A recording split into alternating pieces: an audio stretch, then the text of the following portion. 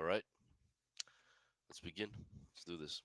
I'm gonna give it 1 minute, as always, and then we're gonna start yapping away.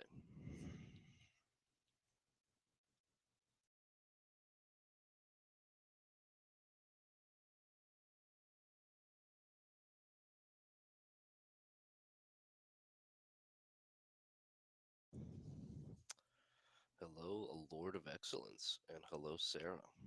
Welcome to the few catching this live. So this is sort of a celebratory one, I guess, um, to outline the importance of achieving the number 1,500. Ooh, followers on our little Twitter account. I don't pay much attention to followers, as you know, because for the most part, I am largely shadow banned on X or Twitter, or whatever you want to call it here. But when we do get there, I know it's there's a purpose to it. Today we're going to be talking about well, I did promise that I would drop some bombs. So today we would be we'll be talking about um, the function of everything, and particularly the function of suffering in life. Um, and I think you might find this conversation relatively negative, but at the same time quite informative, with a little twist towards less bitter truths, up there at the end. Um, I also want to share about the sentiment of faith, and I've spoken about this before in public settings, but probably this setting allows me to kind of like unfold it a little bit more and help understand concepts such as grasping the meaning of life, what even is the meaning of life, how these truths are deduced, what kind of proof is there to deduce them, and so on and so forth. Let's start with the basics.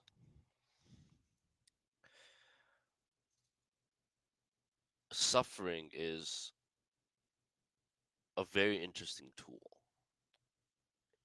and largely many people in esoteric fields, in mystical tradition, like to say that it's all subjective. Now, this is something that I disagree with for the largest part. Um, Now suffering is a state of mind. They will tell you, right? Oh, suffering is a state of mind. All you have to do is change your perspective. Well, that is partially true. That is true. Yet things like suffering and pain, physical pain. So um, we experience these things very viscerally. They're very real, and what they do, oftentimes, oftentimes, you know, involuntarily for us, is they tend to bring us back.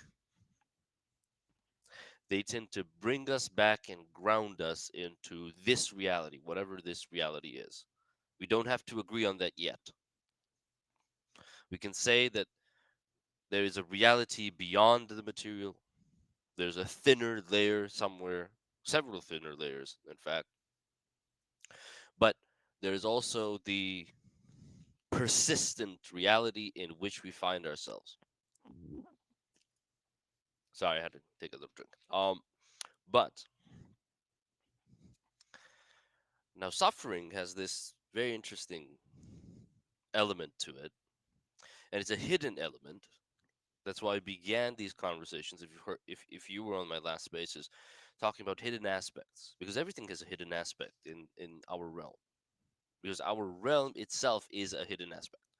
Even you, as a human being, you are part visible, you are part hidden,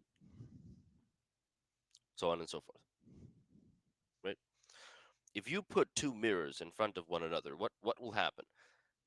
Each mirror will reflect the other infinitely. This is an image of the world we live in, And as you stare into the mirror, you stare into, well, infinity. It's a fractal form. A fractal is a geometrical figure that repeats itself endlessly.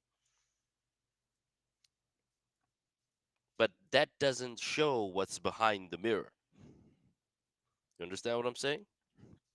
So when you stare into a mirror and you yourself are a mirror, creation is made. The holographic reality in which we live in, that is made. Now, that mirror is also an element of obstruction. And because of the existence of that mirror, our world existing as a mirror world, the thinner layers of reality, aka what's behind the mirror, escape us. They elude us. We don't know what they are. And the primary subject of the mirror is the one, well, peering into it, like looking into it.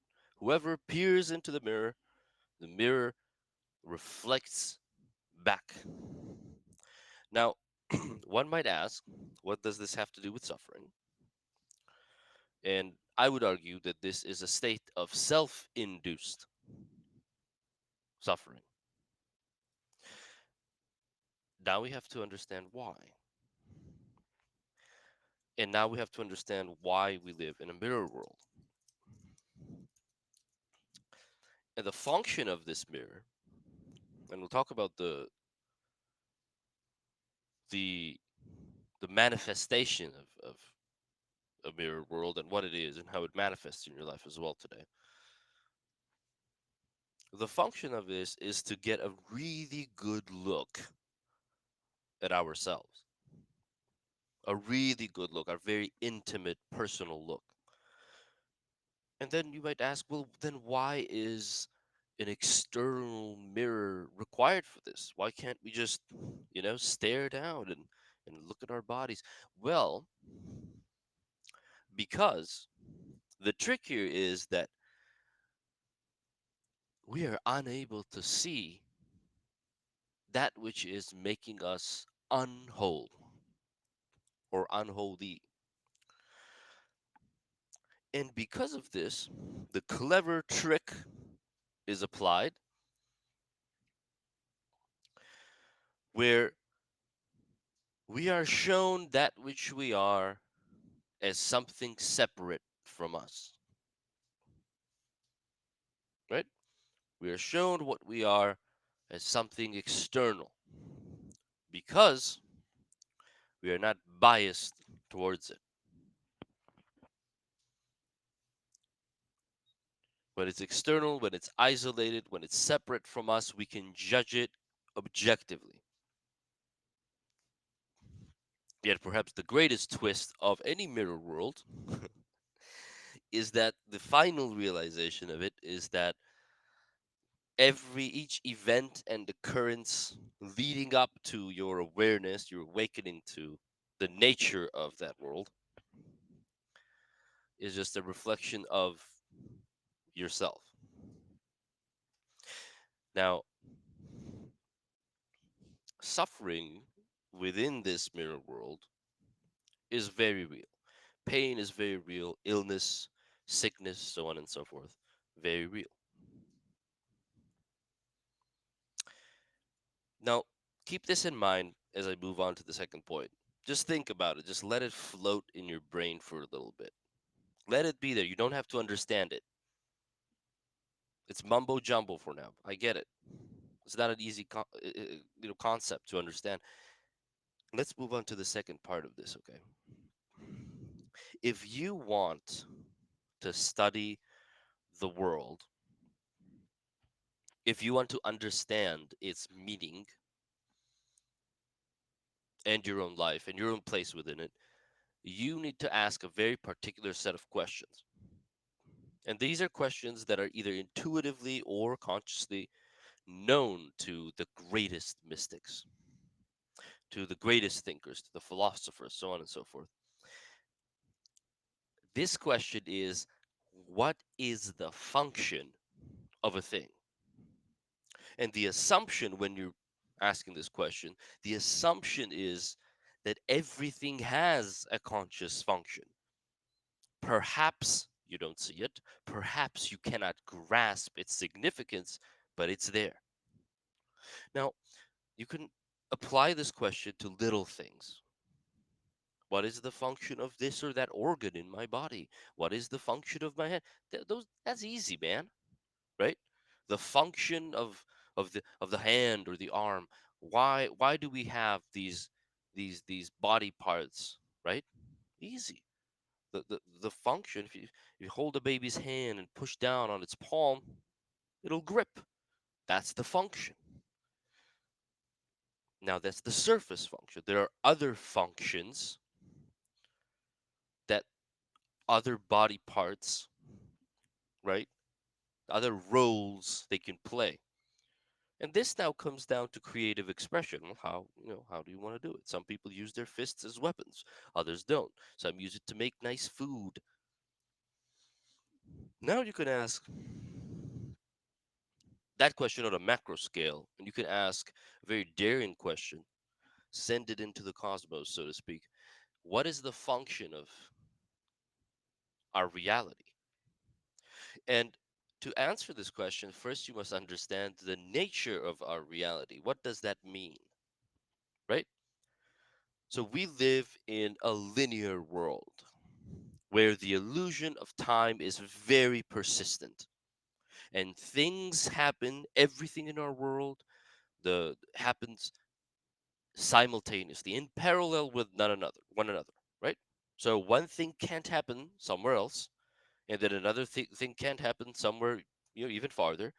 All of these things, whether we are aware of them or not, they're happening at the same exact time. So as your heart is beating, as blood is gushing through your veins, as the sun is rising or whatever, or someone's dying on the street somewhere, all of these things are one process. And this one process defines the flow of reality. And it is this one process that is symbolic of what our world is. Now, you could ask the question, what is the function of time? From what we already described, the function of time is what? Einstein said this actually. One of his lesser known quotes that I believe of is of far higher significance than people understand it to be. The function of time, Einstein says, is so that everything does not happen at once. So all the realities do not happen, do not collapse upon the quantum field at 1 second, at that very moment. Now, why would there be a thing such as time in this reality? What purpose would it serve? Now, if there is a law, let's say there's a law of feedback where if you hit my head with a brick, right? Most likely the feedback you're going to receive is I'm going to hit you with a brick over the head as well. Why? Because I will be angered and I will seek to inflict the same pain upon you as you inflicted upon me because I need to force empathy within you. Well, why did you do it? I need to give you a lesson in empathy. So you must go through that same experience to learn not to do it again because I was hurt. Now, if you hit me over the head today with a brick, because of the linearity of time, and because we are contained within this linearity in our perspectives, in our three-dimensional perspectives, I will probably fall down in pain, and I'll probably need to be hospitalized, depending on how hard you hit me. But either way, my feedback won't be immediate because it can't possibly be, right? And over time, over this linear timeline, at some point, as I'm in the hospital and recovering and so on and so forth, and meditating on the idea of, why would you do that? Why would he hit me over the head with a brick? What might happen during this time is I might reconsider, right? A peculiar thing might happen where when I am not enthralled by the emotional, this primal reaction to your arrogance and aggressiveness, I might decide what you did not, and I might say, I don't think it's such a good idea to be hitting people over the head, with a brick. They might die. I might hurt them. I might inflict pain upon them and their family members, right? And then you ask, if the function of time is to delay, right, result from feedback, right? Why is it there? Why did someone install this system? You're in a simulation, let's say. People love saying, oh, we live in a simulation, ooh, Matrix. If you do live in a simulation, then there's someone who's running the simulation. Who installed this system that could have this effect within this simulation? Well, the nature of the simulation itself will show us. By meditating on the function of the simulation itself, we'll know. So, if, like Einstein said, we lived in a world without time, right? The lesson of mercy would elude me because I am yet enthralled by my emotions. My emotions don't get the better of me when I have time to think about how irrationally stupid they are, right? Now, don't get me wrong, most people would still, hit back with the brick. But the ones who don't will experience a sort of disillusionment with themselves, right? Because then they will find themselves asking the question, huh, who am I? I haven't known myself very well. I thought to be I thought myself to be very vengeful and inquisitive, but here I am considering a peaceful resolution to a not so peaceful situation. Now, the function of time, evidently, is to delay a reaction from the action, right? And this delay, this extension, gives human beings, which are lesser souls, let's call it like that, or lesser souls, to be able to contemplate both the lesson provided by a certain event, first to map this event, when it happened, how did it happen, how did it unfold, blah blah blah, to feel the fullness of it, so to feel the physical portion of it, which is the pain and the disappointment and the confusion and the fear, the surprise and the anxiety and blah blah blah blah.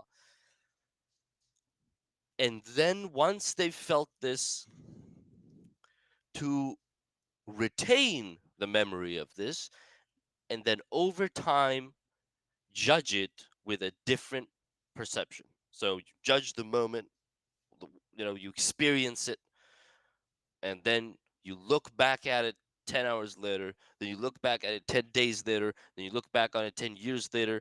This experience alone will have taught you several things depending on the perspective of your wisdom, depending on when you look back at it.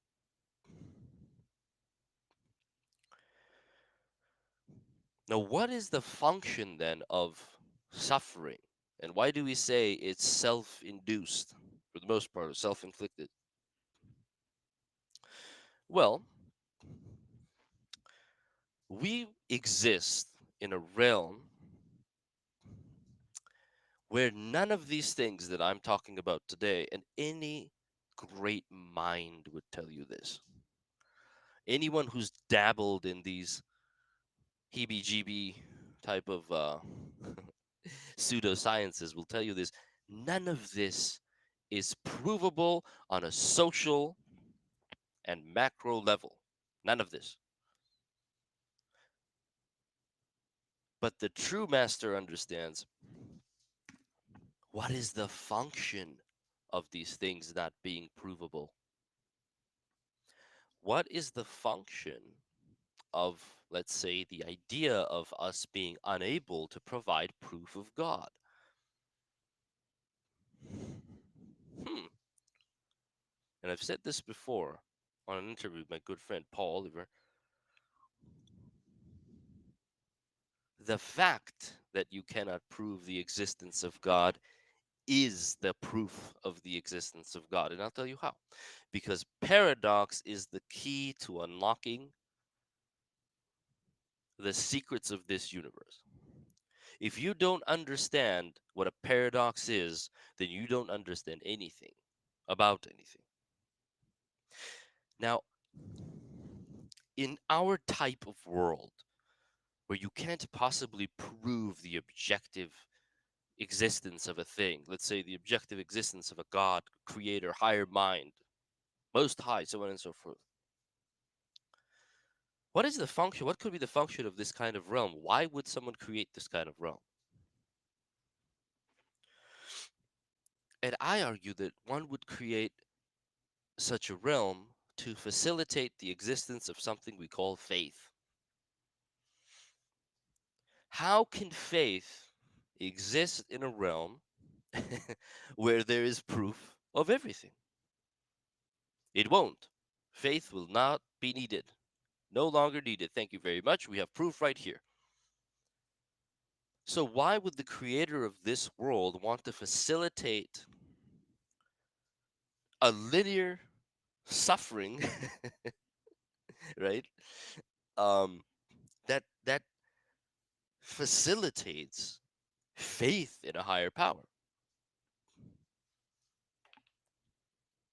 The lesson of faith, where faithfulness results in unlikely events unfolding within the quantum field that seems to be all but predetermined. What kind of sick joke is this? Someone will ask, right? What's the function of the sick joke? Let's dive deeper. You see how useful this question is? What's the function of this? What's the function of the sick joke that we just described? Now, the function of this is to teach you, to show you where you are, what you need to work on, and to show you that you've severely underestimated the complexity of this world. Now, the key of paradox, for example, is in seemingly opposite things as well. So, opposites exist, let's say, right? You ever heard of the term, oh, opposites attract? But it's true. Why though? Because they are the same thing. They're different expressions of the same energetical channels, right? In opposites, many ways, like the two mirrors that we put in front of one another that reflected one another to infinity, are same parts of the one same whole. For example, God is real. Your preacher says, oh, God is real. He witnessed these miracles that he does. And then your local neighborhood, communist or someone, they're like, ah, God doesn't exist. If God existed, suffering wouldn't exist in this world. Yada yada. But neither of these two understand that they're both right. Because we live in a world of paradoxes. We live in a quantum field where the possibility of everything and anything existing must be respected. So God does not exist. God is dead. If God ever existed, he has died. But also at the same time, God does exist. He is real. He's watching you. He's watching your every move, right? And then you ask, well, how can both of these things be true? How can both of these things fall true to my ear? Because they are each of them an argument, a theory within the collective mind of the human psyche. And if both of them were not applicable to our reality, then we would not have the luxury of choice. If we already had the proof, we would not have the luxury of picking and choosing and having our own little thoughts and our own little experiments in our mental minds. Well, what's the function of choice? You can ask, right? And someone smarter than me perhaps would tell you the function of choice is that choice is the primary attribute or characteristic or a symptom of godhood. God can choose in his freedom, in his free will. Free will is what is attributed to godhood as a characteristic of what godhood is. You choose, here it is.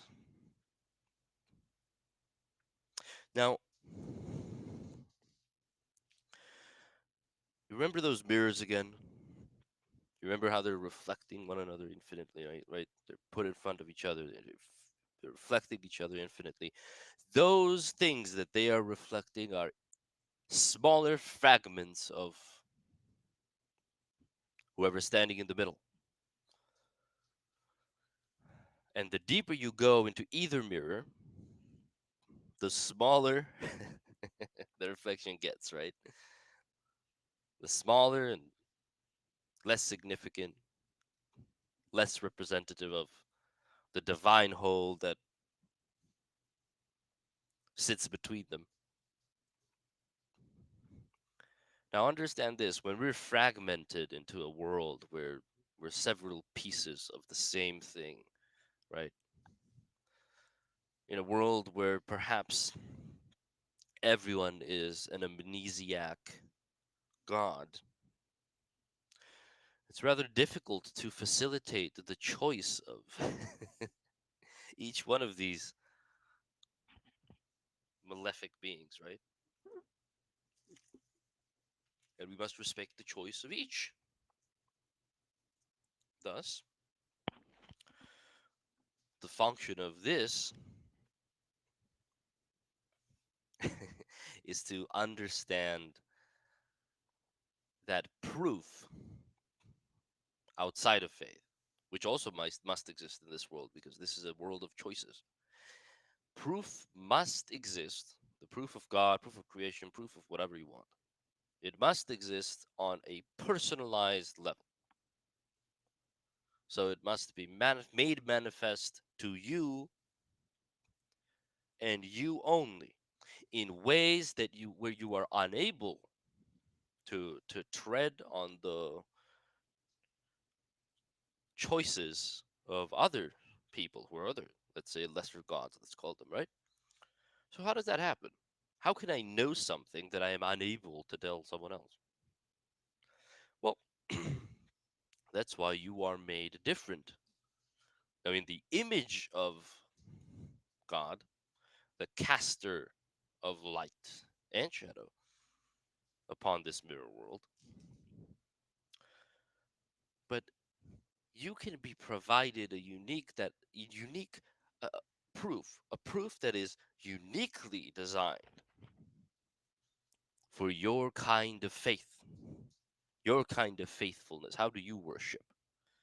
What do you need to see? When I ask people this question, a lot of people come to me and they ask me, they're distraught at God. They don't understand the designs of this world. And they're distraught at Him for little reasons, right? Oh, why did I get my raise at my job? Because I've been such a good boy or girl, right? And they'll ask me if God is real, He should make Himself known to me. And I ask them back, okay, now imagine there's this desire at the heart of the universe. There's this desire. It's like this looming, gentle presence that wants to make itself known to you. Hey, Billy, it's me. I'm God. I'm real. Ask yourself this. I ask them, what would need to happen in this world, in your physical existence, for you to believe that that is so? Does Jesus need to descend from his cross, from the sky, and you must witness it? Would you believe then? And they'd say, no, I wouldn't. And I'd say, why not? And they will say, well, because I'll think it's hallucination if only I see it. Okay, sure, totally valid. I'll tell them that's not proof enough for you because now you have this rational thought, right? I must be insane. I must be hallucinating. Well, okay. What if we made it so that you hear voices in your head and these voices are telling you things that have not yet happened? Is that proof of God? And Billy will say, well, no, that's not really proof of God. Maybe I'm just that level of psychic. Maybe I'm gifted. It'll feed my ego. I won't be convinced. And so whatever you ask Billy, right? Here's a quote unquote rational explanation for whatever might happen to him. Billy has not made his choice. Billy is unable to understand the paradox of this world. Therefore, Billy wants to receive proof, yet he has no channel to receive it. Because there is nothing that he has put faith into, right? So that divinity might speak to him or get through to him. He doesn't even know what needs to happen for him to believe in divinity. And even if something does happen, guided by divine hands, right? It will not serve him because you see, whatever happens in Billy's life happens to feed his ego and upgrade his sense of separateness and his disillusionment with personal power. So divinity says, well, Billy, you're a nice guy and everything, but I want you to remain a nice guy. I don't want all this stuff to get to your head. So you know what? I'll just kind of exist over there, and when you're ready, I'll knock on your door. I'll send you a little message, pal. And then Billy is like, oh, why hasn't divinity knocked on my door yet, man? What's going on? I'm doing everything right. But no, you're not. No, you're not. Because the very function of our world is to facilitate the existence of faith. Remember, that is the only reason why we are separate from the proof of God. And whoever has the wisdom and the understanding of the key of paradox understands that that very fact is the proof of God. And when you understand that, That's when divinity starts knocking on your door. When you've when you've stopped staring into either mirror, and when you've started staring at the only thing that is truly remarkably real in this world, yourself. When you can cast your eyes, your gaze upon your own soul in which you stand, not from the perspective of a reflection of who you are, an external reflection, how people treat you, what the things are that happen to you, the bad things that occurred in your life, these lessons that are designed to help you discover who you are. When you stop looking at that, and when you look down and start to look at your own 2 feet and see what you stand in, the ashes of the little potentials that you've, you know, burned off and wasted. Once you've done that,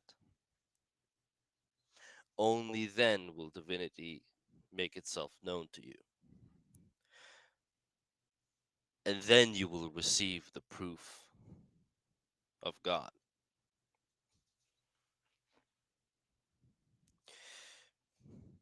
Now, before we end this doesn't mean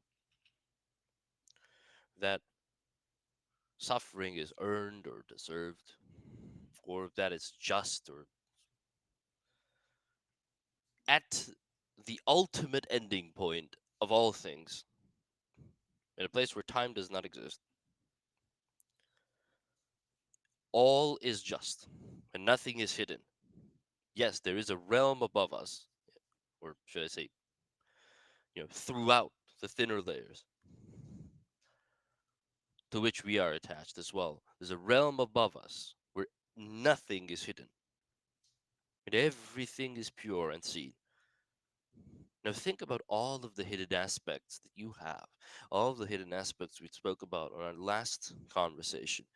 Now think, what would happen to a mind that is fragmented, unable to face itself, its many aspects? What would happen to this mind in a realm where nothing is hidden, where everything is seen?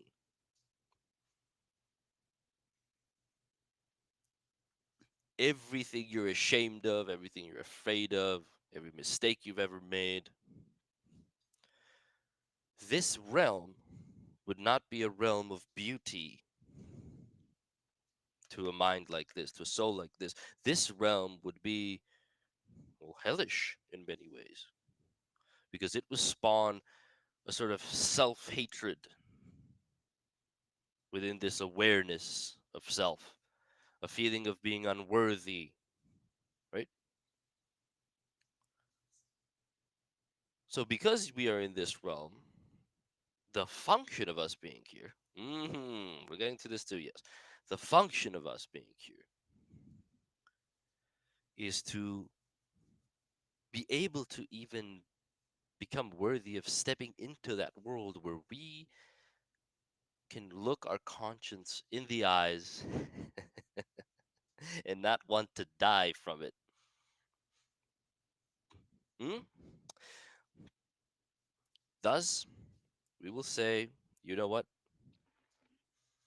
I will now go and incarnate in this not so complete world, a world that is imperfect as I am, or as I perceive myself to be, and I will purify myself by slowly and methodically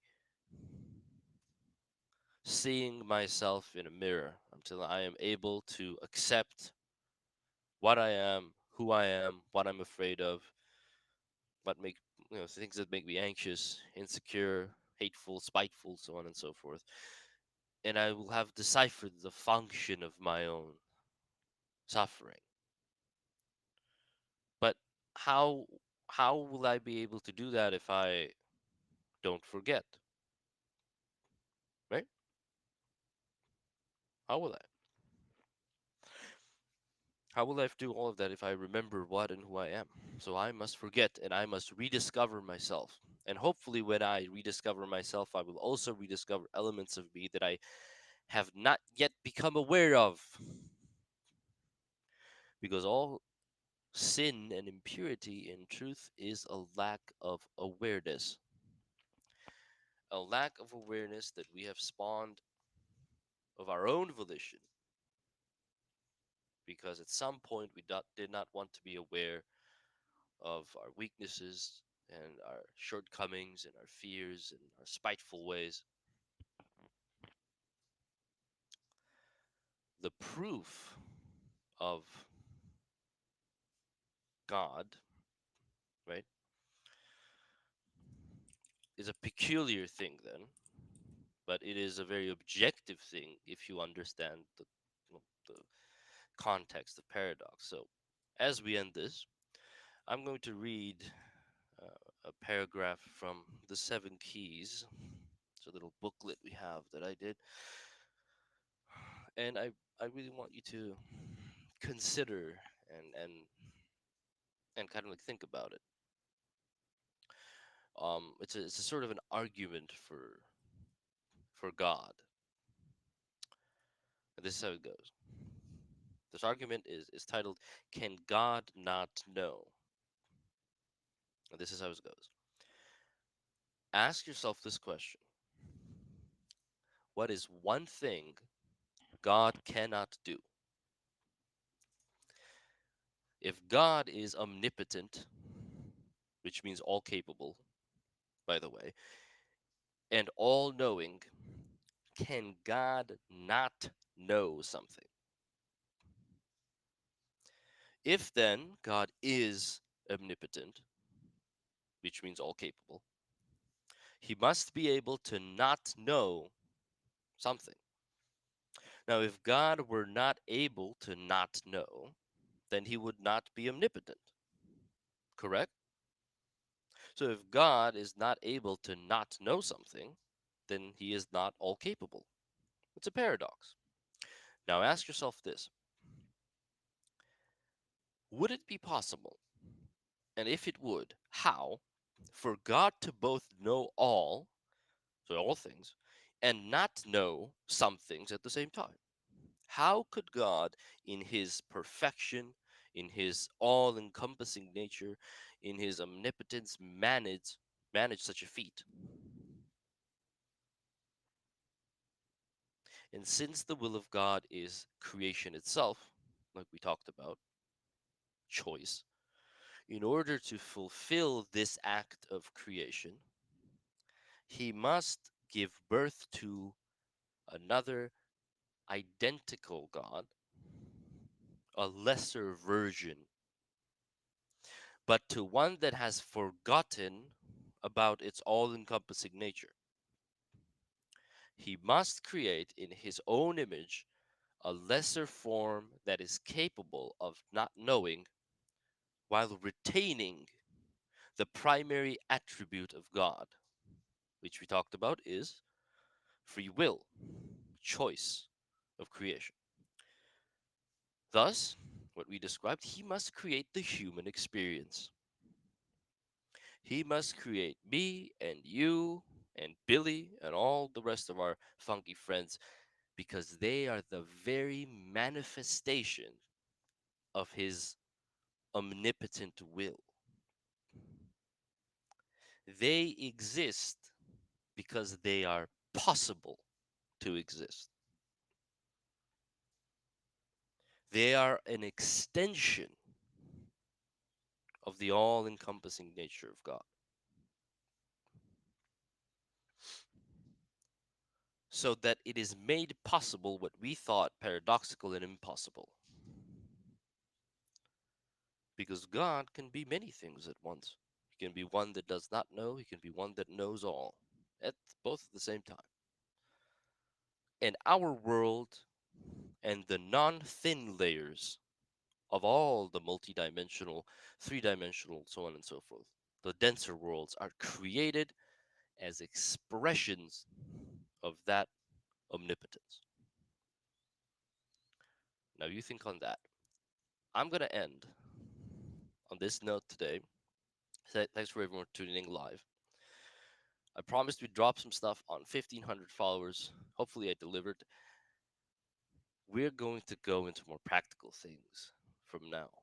These larger than life concepts are very interesting and important, but the work is here under your nose and mine.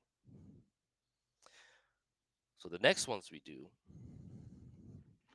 they're going to be orientated on like towards more practical things, the improvement of our lives, justice, all of these, all these like really important, topics they're shoving down our throats nowadays. So yeah, think about these things we talked about today, and God bless. Hope you have a wonderful day, everyone, and I'll see you on the next one.